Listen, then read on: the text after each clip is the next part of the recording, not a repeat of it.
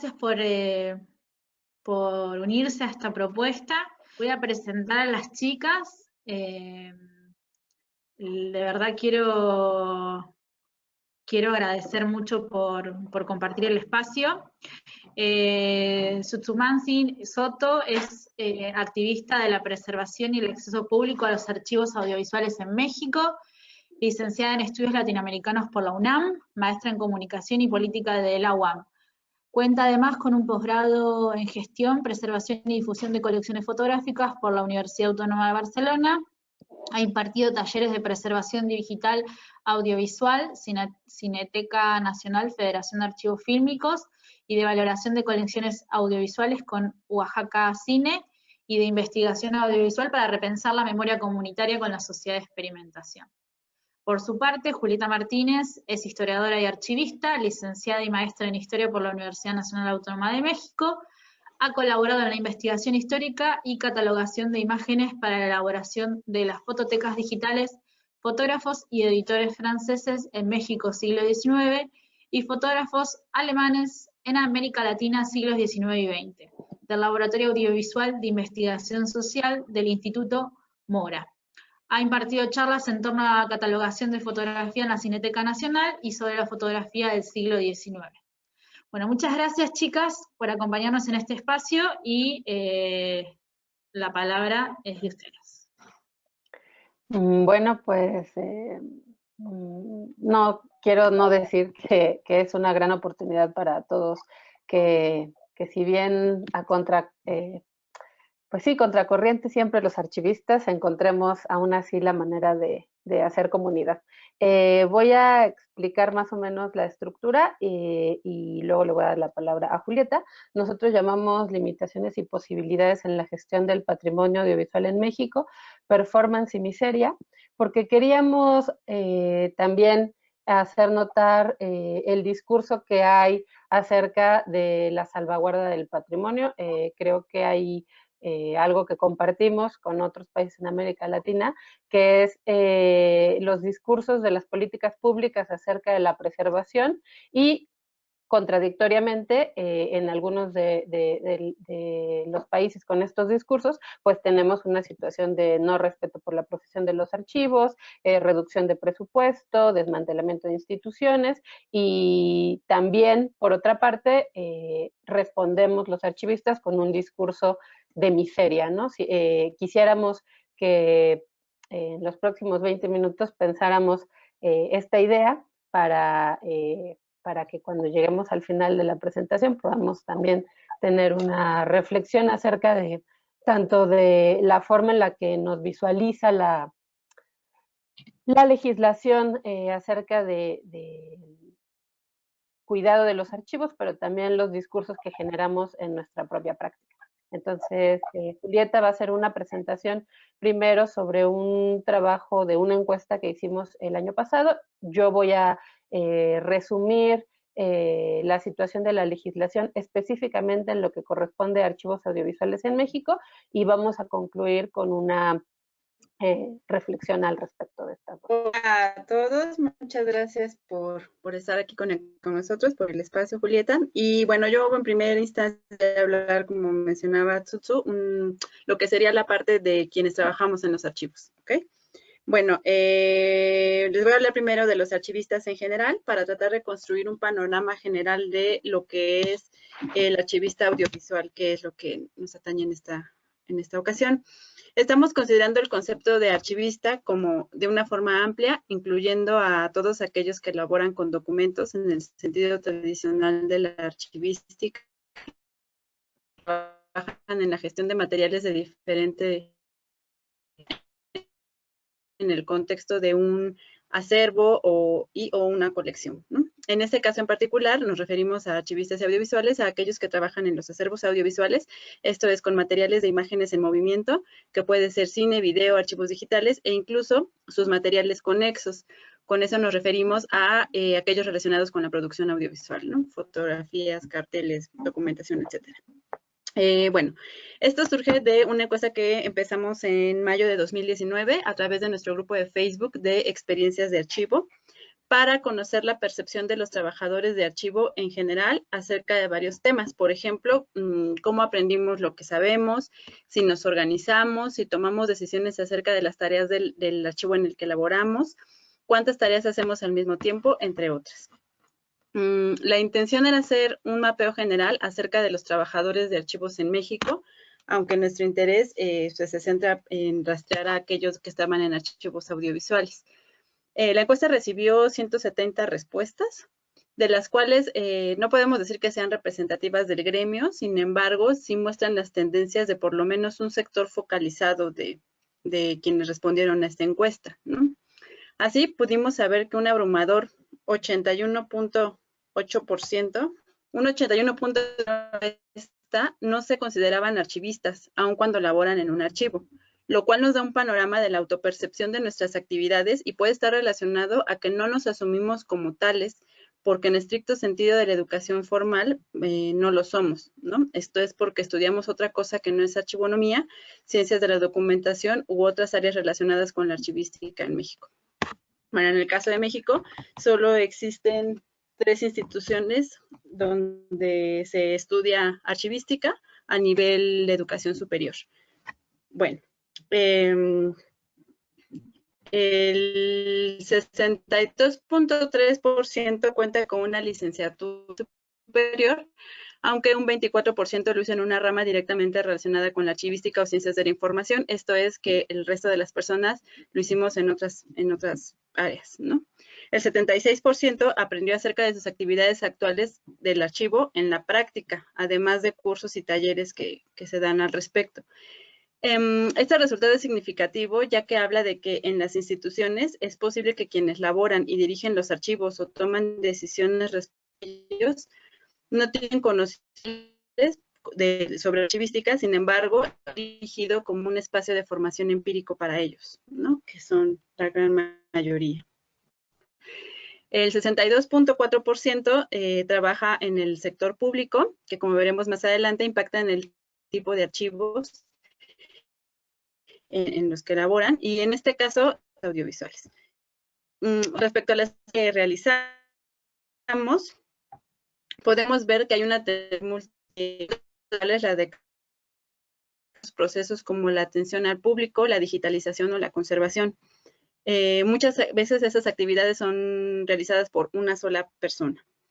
El 63.5% trabaja con documentos en papel, el 45.9% también o solo con fotografías, el 49.4% con acervos digitales. El resto trabaja con colecciones sonoras, expedientes médicos, partituras, mapas, etc.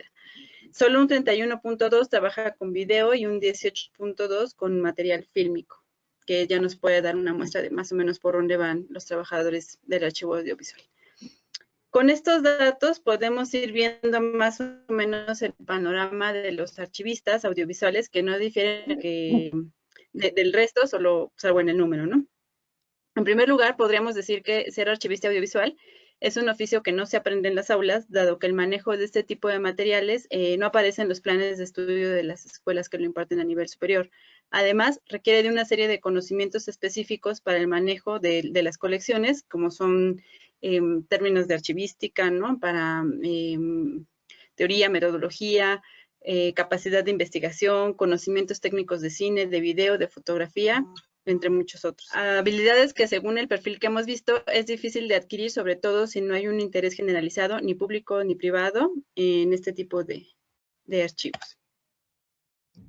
Si vemos ellos que según la encuesta laboran en archivos audiovisuales, vemos el caso de los que son principalmente audiovisuales, 2 empresas paraestatales, esto es un organismo de participación financiera mayoritariamente estatal, que serían la Cineteca Nacional y la Televisión Metropolitana Canal 22, que, bueno, tienen diferentes funciones, pero que son de su vocación es audiovisual, digamos, ¿no? También podemos ver a la Escuela Nacional de Artes Cinematográficas, la ENAC y la Filmoteca de la UNAM, que pertenecen a la Universidad Pública más grande de México. Y también puedes ver que es un archivo privado interesado en el rescate de cierto tipo de cine realizado en México, Ambulante, que es un festival, y el Archivo Fílmico Reyes, que es más bien una empresa de venta de material fílmico de archivo. Podemos ver entonces cuáles son más o menos los perfiles de los lugares en donde se concentran los archivistas audiovisuales de nuestra encuesta. También podemos ver, por ejemplo, en este que vemos con colecciones fotográficas y audiovisuales, son instituciones, las 3 primeras públicas, ¿no? Las 2 primeras federales, la tercera estatal. Las que están marcadas con azul son archivos que no son, su vocación no es propiamente de archivos audiovisuales, sin embargo sí cuentan con material audiovisual, como es el Instituto Nacional de los Pueblos Indígenas o el Archivo Fotográfico Manuel Ramos, el Instituto Nacional de los Pueblos Indígenas, que es una institución pública, y el Archivo Fotográfico Manuel Ramos es un archivo privado. Y también vemos otras instituciones que, igual como están marcadas en azulito, podemos ver el Laboratorio Universitario de Imagen y Memoria, que pertenece a una universidad en el estado de Puebla, una universidad pública. Fundación Televisa, que es un archivo privado. Y bueno, el resto que pertenecen el caso de Fonoteca Nacional y de Radio E, tienen igual estas particularidades de cómo reconocer los materiales que resguardan como patrimonio. Lo mismo, bueno, el Archivo Sonoro de Oaxaca, que es un archivo privado. Y bueno, los siguientes son museos, ¿no? Que también, derivados de su actividad, pueden generar material audiovisual que puede ser considerado también como un archivo. Es lo anterior de financiamiento, de organización y de incluso lo que se considera un archivo audiovisual, ¿no? También podemos ver que es de llamar la atención que, como vimos en la lámina pasada, la mayoría de las instancias son de carácter público. Pues la labor por parte de las instituciones de cultura, desarrollar, generar y preservar este tipo de acervos. Sin embargo, pareciera que no es aún muy visible. Una revisión, por ejemplo, de los resultados del Programa de Fomento a Proyectos y Coinversiones Culturales del Fondo Nacional para la Cultura y las Artes, que en México es el órgano encargado de financiar en el país y la fuente de financiamiento de proyectos que están al margen de las instituciones, o sea, que no forman, porque una institución no puede postular a ese tipo de apoyo, sino que tienen que ser personas físicas o personas morales, pues. Nos muestra, por ejemplo, los apoyos que se han dado en los últimos 10 años a la preservación de los archivos audiovisuales. Estos que podemos ver aquí son unos ejemplos de qué es lo que se está apoyando por parte de este Fondo Nacional, ¿no? ¿Qué tipos de materiales? Vemos, por ejemplo, fílmico, vemos archivos locales, ¿no? Y, por ejemplo, en el último caso, videoarte, ¿no? Que también es un archivo audiovisual, ¿no? Más allá de ver que no son numerosos estos apoyos, la importancia de mencionarlo radica en que nos deja ver el tipo de archivos audiovisuales que se están trabajando para su preservación, los cuales en algunas ocasiones están al margen de las instituciones dedicadas a ello, y que por lo mismo es un financiamiento que no tiene una supervisión especializada por archivistas, por ejemplo, sino que apela a su cumplimiento a través del seguimiento de un proyecto, pero no de una orientación metódica o metodológica institucional clara, ¿no? Sino solo se aporta el recurso, se cumple con el proyecto, que puede ser variable dependiendo de los objetivos y de los recursos teóricos y financieros de cada proyecto, ¿no? Y mientras cumplan, pues no hay ningún problema, ¿no? Entonces también nos habla de como esta gran diversidad, ¿no? Entonces, pues valdría preguntarse quién está preservando, quién está prestando atención a ese tipo de archivos, quién los genera, quién los conceptualiza como archivos, quién los preserva, los difunde o quién los hace propios para poder no solo preservarlos, sino utilizarlos de alguna manera, ¿no? y con eso también darle un sentido a la existencia de un archivo audiovisual. Pues esta tablita que vemos aquí también se generó por parte de la encuesta que realizamos en 2019 y que la pregunta era, ¿eres parte de alguna comunidad de archivistas o sueles participar de las actividades de alguna? Como podemos ver, la mayoría, ¿no? Una de las respuestas incluían, como era para archivistas en general, algunas asociaciones de archivistas que sí existen en México, ¿no? Algunos, por ejemplo, los dedicados a la fotografía, se encuentran en espacios sobre todo de investigación, ¿no? Que hay a tal fin, ¿no? De estudios, de catalogación, de trabajo, no de archivo muchas veces, pero sí con archivo de fotografía, por ejemplo. Y en el caso del audiovisual, pues no hay como muchos espacios, sin embargo, algunos sí participaban, los pocos que participaban, que vemos aquí, sí participaban en algunos espacios. Y bueno, como hemos visto, parte de lo que llamamos en esta presentación el performance, ¿no? Es el dar apoyos o tener un presupuesto destinado a la preservación de acervos de materiales audiovisuales, que en el mejor de los casos suele ser insuficiente y probablemente ejercido atendiendo casos puntuales y no necesariamente como parte de un proyecto mayor que incluye el interés por la preservación de este tipo de archivos, ¿no? Entonces, si los archivistas, trabajadores o entusiastas que somos del archivo tampoco recibimos en la práctica las herramientas financieras, ni teóricas ni prácticas, consideramos que debemos ser proactivos para generarlas y habría que preguntarse si es posible incidir activamente o no en las políticas y normativas de nuestros archivos, o si es posible llamar la atención sobre nuestra labor generando espacios de discusión como el que aquí estamos, ¿no? El que aquí nos congrega, haciendo un trabajo intelectual que conceptualiza su importancia y no solo concentrándonos en lo que llamamos la miseria, ¿no? O ver como la situación en las que estamos que no son las mejores condiciones, ¿no? O viendo nuestro infortunio, sino revalorando nuestra actividad, el objeto de nuestras actividades y la importancia cultural de los materiales que nos atañen, ¿no? Porque a veces tampoco somos como muy conscientes de ello. En este sentido, es necesario interesarnos en conocer más de la comunidad de archivos, ¿no? En general y en particular en este caso de los archivos audiovisuales, vinculándonos con los diferentes actores que participan en ellos, que pudieran ser los mismos archivistas, gestores, investigadores, ¿no? Personas que forman parte y que no necesariamente a veces son diferentes personas, ¿no? A veces el investigador le entra como archivista, a veces el gestor es también investigador, ¿no? O las tres juntas o otras personajes que no contemplamos aquí, ¿no? Pero que a veces son una sola persona, somos uno mismo, ¿no?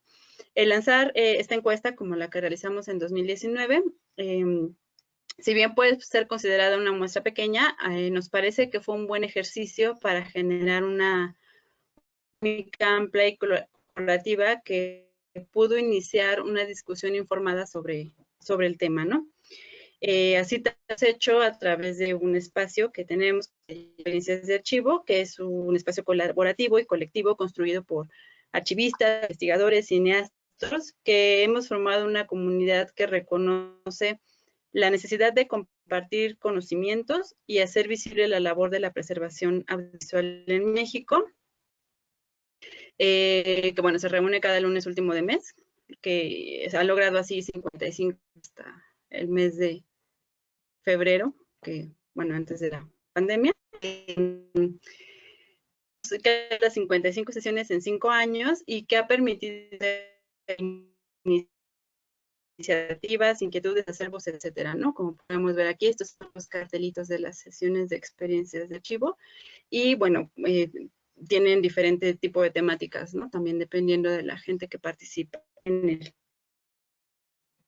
En este caso, experiencias de archivo es solo un ejemplo, sin embargo, gracias a este espacio hemos conocido otros que desde sus propios contextos colaboran también a la visibilización del archivo y también nos ayuda a plantearnos cuál es la importancia y el lugar en el que estamos los archivistas audiovisuales. Este panorama de la percepción de un sector de los archivistas audiovisuales tiene también un contexto o se desarrolla en un contexto de la legislación que opera en las instituciones públicas o privadas de las cuales formamos parte. En la administración pública en México existen la ley de cinematografía, la ley de archivos, la ley de transparencia y acceso a la información, y existe una institución específica que es la Auditoría de la Función Pública, que se dedica puntualmente a evaluar la correcta administración de los recursos del Estado. En la siguiente diapositiva menciono a los archivos históricos. Cuando hablamos de los archivos históricos, okay, a los archivos históricos lo que nos importa es la Ley Federal de Archivos, que tiene su aplicación a partir del 2019, pero también la Ley General de Bienes Nacionales, que tiene su antecedente en 1947 y que se ha ido reformulando a lo largo del siglo. Que vieran este cuadro porque, bueno, la Ley de Cinematografía tiene su antecedente en 1949. Se crea formalmente la Cineteca Nacional en 1974 con la creación de un fideicomiso. O sea, si no hay dinero, pues no puede haber institución. Aunque hubiera estado en la ley, si no se hacía un mecanismo administrativo, pues no se creaba, y eso era lo que pasó hasta 1974, y se modifica la ley en el 2015. Sin embargo, con esta última modificación no existe un cambio significativo en la conceptualización de la Cineteca Nacional en tanto su función de archivo nacional. La crea la ley, pero se escribió para la industria cinematográfica. Esto quiere decir que en tanto se crea para la industria cinematográfica, está pensada para que se produce y se guarda una copia en una institución pública. De ahí que varios discusiones o el desarrollo mismo de los archivos audiovisuales en el mundo no se ven esas discusiones reflejadas en esta ley de cinematografía, que ya habla de usuarios, de acceso público, de investigación de una forma más compleja a como la tiene la ley. Hay que tomar en cuenta que la estructura orgánica de la Cineteca Nacional ha tenido altibajos, se han institucionalizado los puestos relacionados a la administración, en otros años se eliminan, y en este momento, en el 2019, se eliminaron algunos puestos, si bien seguimos trabajando, o los encargados de la gestión en diferentes áreas seguimos laborando y haciendo las mismas funciones, solo que ya nuestra posición jurídica es diferente. Aquí no recuerdo cómo le llaman en Argentina, aquí somos prestadores de servicios profesionales, en contraposición con los trabajadores asalariados, que tienen otra protección legal. La Ley General de Bienes Nacionales se creó, tiene relación con la creación del Instituto Nacional de Antropología de Historia y el Instituto Nacional de Bellas Artes, y esto es necesario tenerlo en cuenta en México porque la gestión del patrimonio documental a veces cabe en la ley de creación del INAH, que estaríamos hablando del periodo antes de la conquista española, y del mundo independiente hacia adelante, del Instituto Nacional de Bellas Artes, que tiene el marco jurídico para la gestión del patrimonio según la temporalidad. Caben en sus modificaciones del siglo XX los materiales audiovisuales, pero no hay una definición teórica y por lo tanto no hay lineamientos complejos en relación a la gestión del patrimonio audiovisual, y por supuesto no de los trabajadores o los archivistas audiovisuales. La Cineteca Nacional ha desarrollado sus lineamientos en otro ámbito de discusión, y que hasta muy recientemente, por una auditoría que tuvimos en el 2016 y en el 2018, es que tuvimos que empezar un acercamiento a nivel institucional. Está la Ley Federal de Archivos, que regula tal cual los documentos de la administración pública, y que pues es un avance importante para la legislación en México, sobre todo pensando en la tradición de corrupción que existe en las instituciones. Entonces, esta Ley Federal de Archivos viene a reglamentar una situación similar a la que compartió el compañero uruguayo, en relación a que tienen que tener un profesional formado en archivística para la gestión de los archivos institucionales y privados también, que ahí hubo una discusión respecto a por qué también a los archivos privados les atacaba esta reglamentación. El tema aquí es que no está pensada para la gestión de archivos históricos audiovisuales y entonces hay una complejidad de nomenclatura, de administrativa que se irá discutiendo y estoy convencida que habrá un momento en el que se pueda tomar en cuenta de otra forma los que de naturaleza son audiovisuales. La ley de transparencia y acceso a la información es importante también porque obliga a implementar protocolos de respuesta y aquí ya se configura una idea de usuario más tangible. Sin embargo, funciona por casos aislados, con una lógica de datos abiertos y por lo consiguiente de numeralia, y no necesariamente se nutre de una tradición más compleja de investigación en la puesta en acceso de colecciones. Estamos hablando de guías de consulta descriptivas con otro nivel cualitativo de información que permita conocer el contexto de producción de los documentos y en el caso de los documentos audiovisuales, pues el contexto de series o el contexto de la procedencia de los materiales, pero que ayuda a que los usuarios tengan una herramienta o la ciudadanía tenga una herramienta para ejercer una ciudadanía archivística, que efectivamente pueda preguntarle a una institución archivo y la institución esté obligada. La Auditoría de la Función Pública que mencionaba es un organismo para combatir la corrupción y tal cual su trabajo es una crítica conceptual a las instituciones en función de los objetivos para las que fueron creadas, los lineamientos que tienen y cómo efectivamente está haciendo ese proceder. Sin embargo, no tiene la forma legal en la que se conceptualizó y en la que se lleva a cabo, pues es una herramienta para hacer análisis de procesos sociales, que no está hecha para hacer esos análisis y por tal motivo muchas veces los resultados pues son sesgados porque no ofrecen información de por qué una institución no está llevando a cabo su operación. Para poner un ejemplo, el presupuesto, ¿no? Se hace mención de que el presupuesto y no existe una estructura orgánica, pero no se reconocen los procesos de por qué llegó a esa situación y cómo debería paliar la situación una institución que no está o está desviando recursos que deberían ser para la protección del patrimonio. Algo que es importante es también el CONTENDOC, que es el Comité Técnico de Normalización Nacional de Documentación, que desde 1999 y justo comenzó con una normalización para la documentación de material videográfico. Esta es una iniciativa de archivistas dentro de instituciones y que encontró un lugar en la Secretaría de Economía para poder llevar las iniciativas a un marco pues legal. En este caso es la Secretaría de Economía porque es la secretaría que regula o normaliza con las ISOs y las NOMs pues las actividades económicas productivas en México y que tiene un área de normalización de documentación y que es muy importante porque es la que eventualmente tiene los lineamientos nacionales.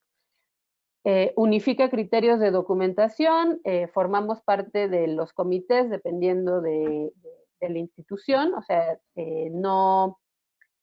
no es para profesionales que efectúan su labor de forma independiente, tienen que ser instituciones. Si bien tienen voz en los comités, sí es un comité técnico que se basa en instituciones.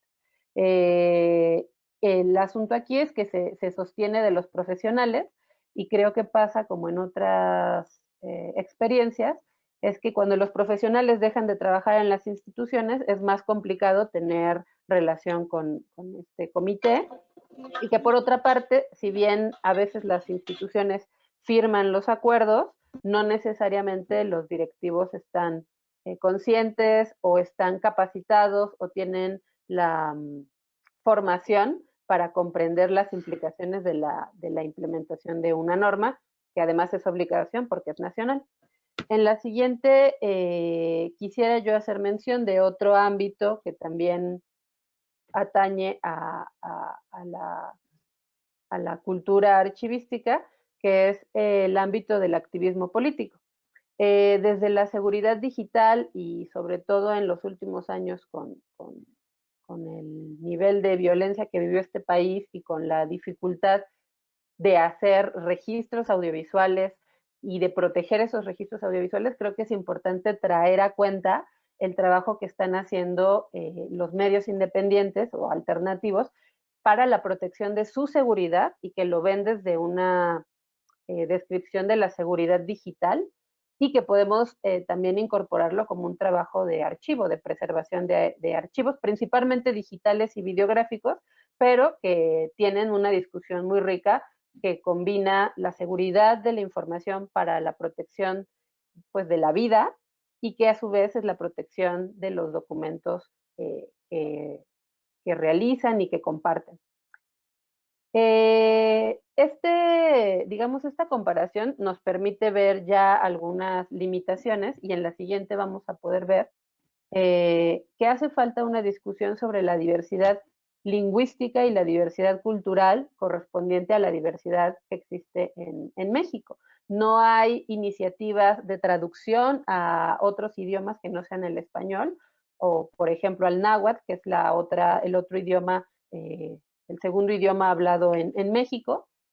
No hay conceptualizaciones que recuperen otra forma de pensar la archivística, no solamente desde la archivística que podemos llamar occidental, sino que ponga en crítica, que incorpore, que haya otros sujetos, otros agentes en la discusión que tenga que ver con otras cosmovisiones de entender lo que se piensa de la memoria, lo que se piensa de la función social del archivista. Lo que ustedes están viendo aquí en la diapositiva es un ejercicio que hicimos en un proyecto en Oaxaca con diferentes organizaciones que se consideraban como archivos comunitarios y lo que estamos haciendo es una traducción de archivista a una función social que ya exista dentro de la comunidad y aquí tenemos dos idiomas, el zapoteco y el triqui. Y en ambos se correspondía con la persona que sabe, la persona que media, la persona que interpreta. Y que se me hace muy interesante y que en lo que acabo de exponer en el diagrama comparativo no hay una discusión o no permea esta realidad que existe, ¿no? Hay otras comunidades que están repensando cómo hacer archivo desde una cosmovisión originaria, local. Nosotros, y ya casi terminando, quisiera compartirles un texto que se los podemos mandar, que me parece interesante. En la siguiente diapositiva viene la referencia, y es acerca del mito del incendio de la Cineteca Nacional. Y me parece prudente terminar con estas dos referencias, tanto de este texto como del sitio de experiencias de archivo, porque creo que ayuda a pensar los diferentes niveles de acción como agentes culturales que somos los archivistas. Conocer la legislación, el marco legal, participar de las discusiones, pero también participar de las discusiones de significación. Este texto me parece prudente porque habla de un hecho que en su momento se encubrió por parte del gobierno mexicano, no se hicieron protocolos de rescate, que ya se estaban, para 1982, ya estaban operando promovidos por la UNESCO, por una necesidad de no decirle al mundo que administrativamente estábamos haciendo mal las cosas. O sea, fue un problema de mala gestión. Hay un mito que dice que se quemó la Cineteca Nacional porque ahí se resguardaban películas acerca de la represión de 1968 y que por eso se quemó toda una institución. Puede ser que sea cierto, pero lo que nos llama a este caso, y por eso quisiera terminar con esto, es que sea cierto o no que se incendió una institución por falta de voluntad política o por mucha voluntad política para deshacerlo, lo cierto es que hace falta diversificar las comunidades de discusión, porque aquí opera también una idea de lo que se perdió en 1982, pero no sería muy distinto si se quema la Cineteca Nacional mañana, porque no hacemos efectivamente público el trabajo ni de los lineamientos de archivo, ni del trabajo de los archivistas, ni de las colecciones, ni de la legislación que lo protege. Si se quemara mañana la Cineteca Nacional, el sentimiento de mitificación sería muy, muy similar. Se perdió la memoria nacional, perdió la institución nacional, pero efectivamente no estamos muy distintos del 82 en cuanto a ser público. Pero por otra parte tenemos espacios como experiencias de archivo en donde sí afortunadamente y a partir de hace unos años, no quiero demeritar a los colegas que han trabajado en esa institución desde que se incendió, pero también desde su creación en 1974, sin demeritarla, pero sí creo que en los últimos 10 años se ha recuperado la experiencia de vida de aquellos otros y se ha tratado de normalizar creando documentos y creando más socialización en torno al trabajo del archivista audiovisual. Pues creo que ahí terminaríamos nuestra presentación y pues creo que es un tema que nos apasiona a todos. Me gustaría mucho leer sus preguntas. Bueno, chicas, quiero agradecerles muchísimo por su participación. Ahí las chicas dejaron su contacto. Bueno, tal vez me da opción solo de decir un par de cosas concretas que no pensamos para la presentación, pero que sí creo que es un tema que en México, en el campo del audiovisual, apenas está gestionando. Bueno, apenas digo hace 5 años que lo estamos viendo y está operando 5 años. El depósito legal no es lo mismo que la obligación de la ley de cinematografía que establece que todo productor debe dar una copia. El depósito legal pues le queda a la Biblioteca Nacional y recientemente se hizo una colaboración para poder hacer una modificación que permita que las instituciones que están obligadas al depósito legal y que no tienen la capacidad tecnológica puedan,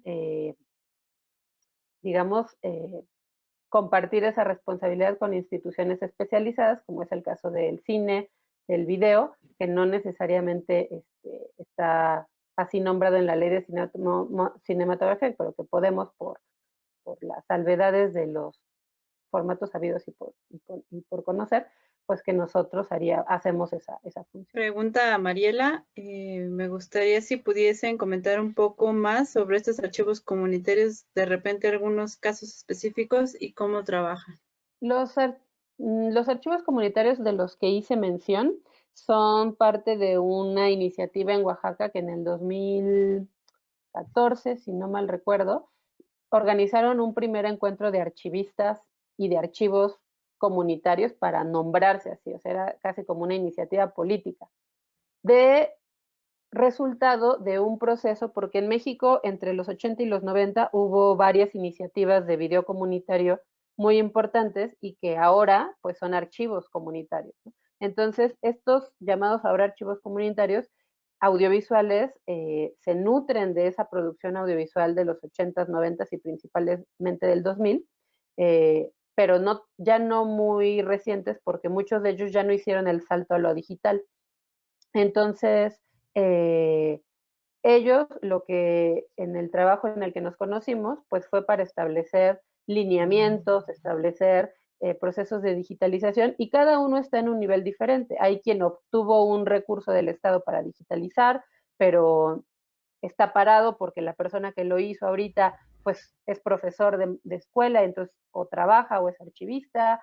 Hay otro caso en el que es una organización que lleva muchos años trabajando no solamente en como archivo, sino como producción indígena y es parte de su trabajo o de su forma de trabajar para hacer nuevos documentales. Y hay otros casos en los que los archivos comunitarios están pensados para un uso exclusivamente de la comunidad y del que se comparte solo dentro de la comunidad para la que fueron creados.